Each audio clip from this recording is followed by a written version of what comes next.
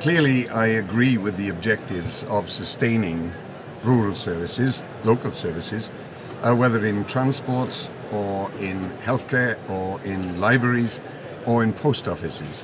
But it's one thing to agree with those decent and entirely reasonable objectives, and another thing to find the resources necessary to maintain a really good standard of service.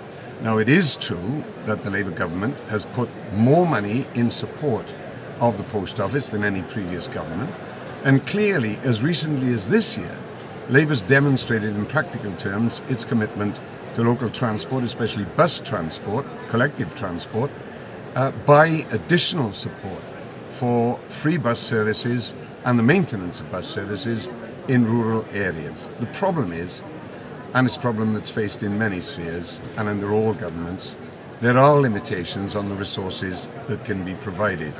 Where novel ideas, like circulating post offices, or even post offices that are subsidised by local or county councils, can be introduced, the government and the post office have made it very clear that they are prepared to give proper consideration to these ideas and adopt them, as they have indeed in Essex.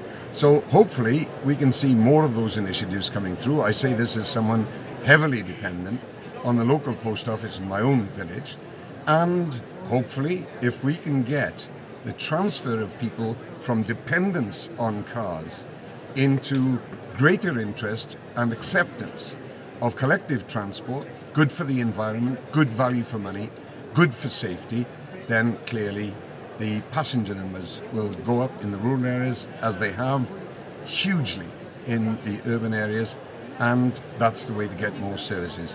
I'd love to give a kind of comfortable answer that would give people more encouragement. I'd be misleading. I think it's a matter of recognising the scale of the demand, the depth of the problem, but also the real limitation on resources.